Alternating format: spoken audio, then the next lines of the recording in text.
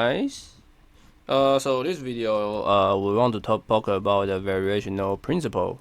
Oh, sorry. I mean, let me just, yeah. So we want to talk about the variational principle in QFT. Okay, so so we will do the three stupid example. Not stupid, but difficult. Okay, so the first one is Schrodinger, and the second is Dirac, and the three is Maxwell. Okay, so this video idea is that we want to build three Lagrangian such that if you do the Euler-Lagrangian equation, then three of them will give you the standard Schrodinger equation, Dirac equation, and the Maxwell equation. Okay, so just some principle to illustrate how to use the variational principle in the QFT. So usually, so let me just quickly review, right? So okay, so in the classical dynamics, then you know that there's a stupid thing called Lagrangian, right? There's a quantity, and you can, let's say your quantity contains usually in the like x and x dot and t, right? So x can be one-dimensional, three-dimensional, two-dimensional, and then if you use the Euler Lagrangian, if I remember correctly, it tell you this, right? It tell you that if you start with this, so this is x and t, right? This will give you the Euler Lagrangian. So the standard example, the stupid example, is that you have only this with some potential, and you do partial L, partial x, you get a partial v, partial x. So you need to view x and s dot with as a different variable, and your partial L, partial x dot will be, let's say, mx dot, right? So you get this. Your equation get this. So this is the, so you can view f as a partial v, partial x, and so you get f equals to mx dot dot, which is ma, right? So you can get you can start from here and use this, and then you get this, right? So this is the standard standard classical dynamics. So idea is that we want to generalize into quantum field theory, and hopefully we get a standard Schrodinger and Dirac and Maxwell. Okay, so let's quickly see idea. Okay, so now your your Lagrangian will be phi and phi dot. Phi can be any field like vector field, scalar field, whatever field, and the t and this dot can be will be have many type, right? It can be partial x, partial y, partial z, or partial t. So usually in a four-dimensional, we have x, y, z, t, right? So the Lagrangian will be, the Euler equation will be you respect to phi and get all the derivative you have.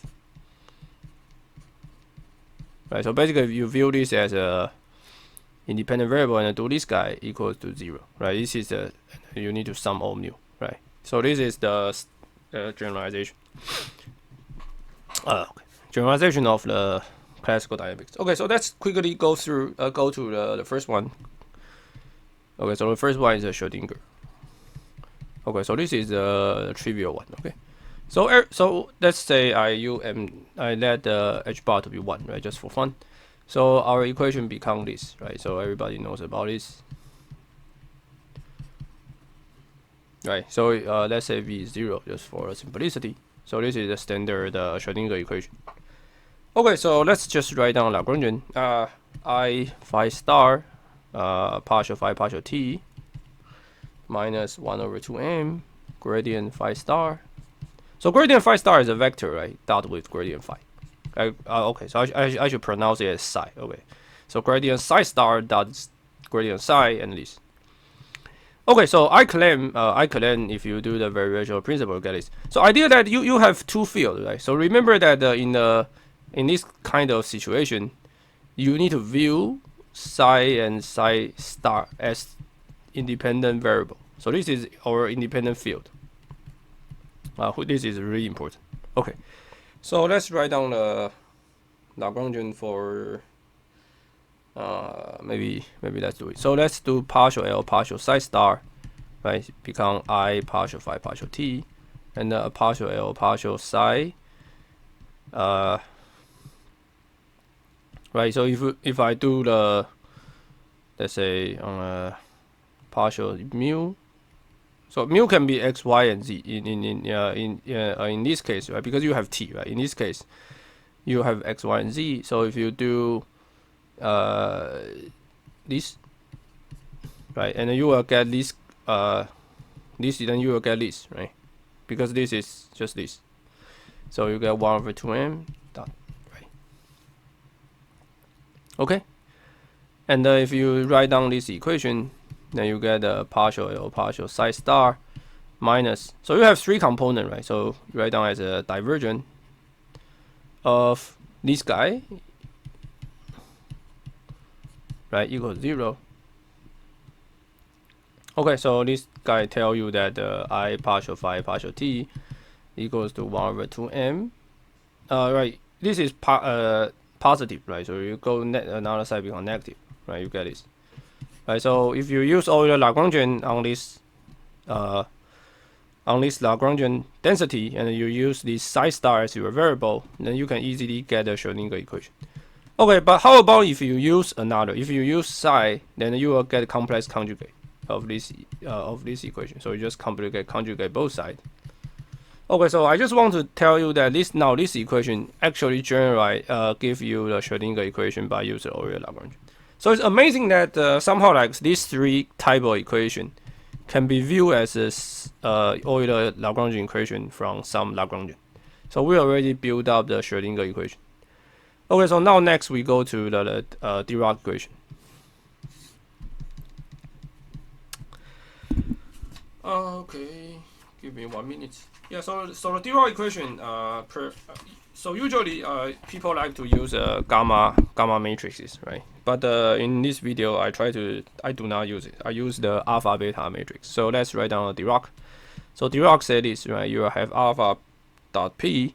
By the way, alpha is a 4x4 matrices. Let me just write down 4x4 matrices with the complex coefficient plus beta m. So beta will be another 4x4 matrices. Satisfy this guy times some vector, which is not vector, should call spinor for dimensional, equals to this, right? So this is the Dirac equation. Okay, so let's write down the Lagrangian. So Lagrangian I can write down as I phi. Oh, by the way, this is called the dagger, which is different from the dagger in the complex conjugate. This is there is a gamma 0 matrices, and I use dot means that the partial t. So let's just write down partial t. Okay, plus I phi dagger alpha dot gradient. So by the way, there are three vector for alpha, right? Alpha 1, alpha 2, alpha 3, right? P1, P2. So you can write down alpha dot gradient psi and m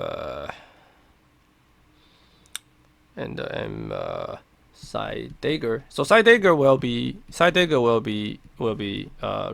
column vector. Sorry, it should be row vector, and the psi will be column vector. This time times this. Right. So yeah. So yeah. So this is let me just write down here.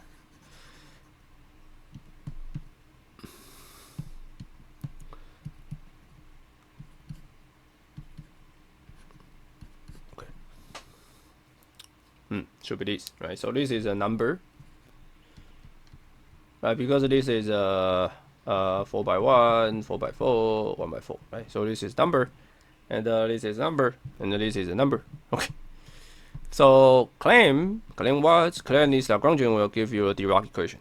So let's do it. So as I said, right, in this kind of thing, you need to view these are two different variable, and usually we just do this by compute this. So the first term will be this guy, partial L partial phi dagger. About psi dagger, you get I phi star, right? So very easy, right? Just do this. Okay, so very stupid, right? Just pull out all these terms. Okay.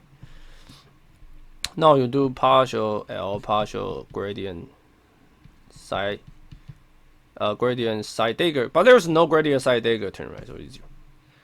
And also you did dot, this is 0, right? Because nothing. So So now you see the Euler Lagrangian equation becomes this guy equal to 0, right? So you get what? You get I partial t psi equals to alpha minus I psi gradient psi gradient psi plus m beta psi. You just let this term become 0. So this is a very stupid example, and you can write it as p, right? This is momentum operators. So yeah, so you get the answer. So you get yes p psi, right? So you get the I partial t psi equals to alpha dot p plus beta n psi. Okay, so this is a very stupid example that you somehow like use just introduce an auxiliary variable size dagger such that you can derive the equation. Okay, so the next will be the Maxwell. Okay, so Maxwell will be the most difficult one. So let me just write down the Maxwell equation. Yeah, so one, yeah, I mean, you need to set out all the notation, right? But it's a little bit difficult. But so I will leave a video that you guys can check. You guys can check how to set up the Maxwell notation for the special relativity or in the Lorentz covariant form. So this is the Maxwell equation. Okay. So the idea is that build Lagrangian, right? Build Lagrangian such that Euler Lagrangian equation can give you this guy, right? So let's write down the answer. Right, actually, you can find out a proof in Wikipedia. Okay, but I just want to give you a proof. Right, so standard. So this F nu contraction, usually some stupid guy will just write this. Yeah. Very bad notation. Write as F squared. Okay, so yeah, this is definitely very bad notation. And F nu defined to be this. Anti-symmetrize this.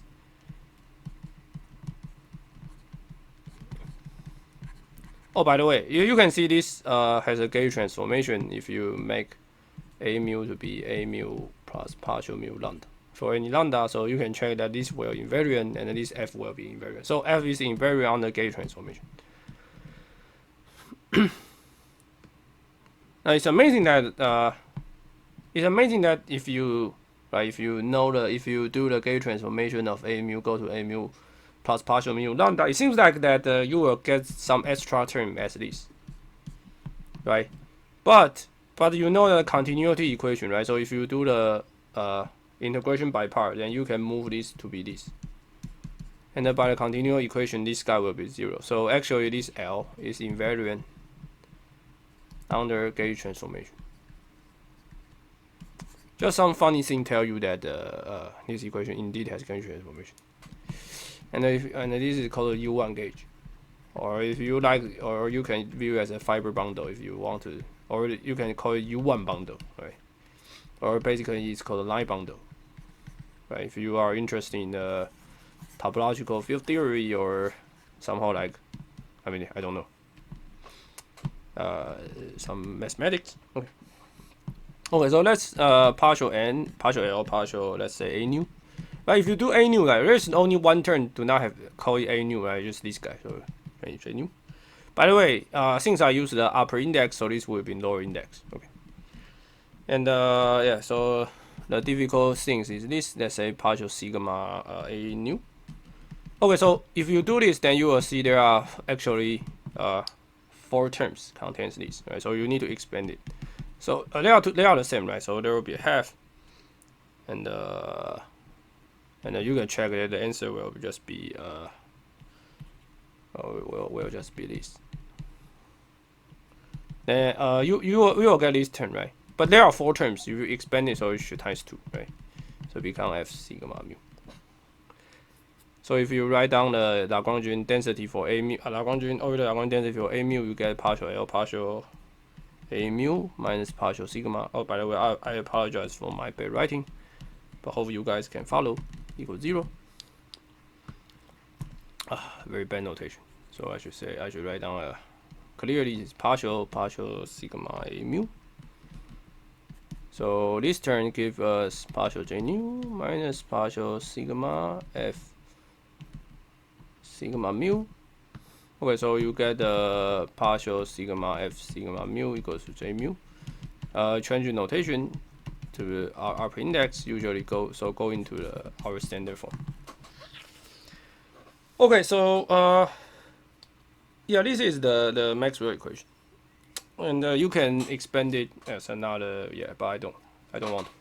Okay, so yeah, so this is the variational principle in the quantum field theory. Usually, I think it's not relevant. It's not so relevant in the quantum field theory. I just want to say that the Schrodinger and Dirac and Maxwell equation has some Lagrangian density which you can build from. Okay, I'll see you guys in the next video. Hope you guys, yeah, live happy.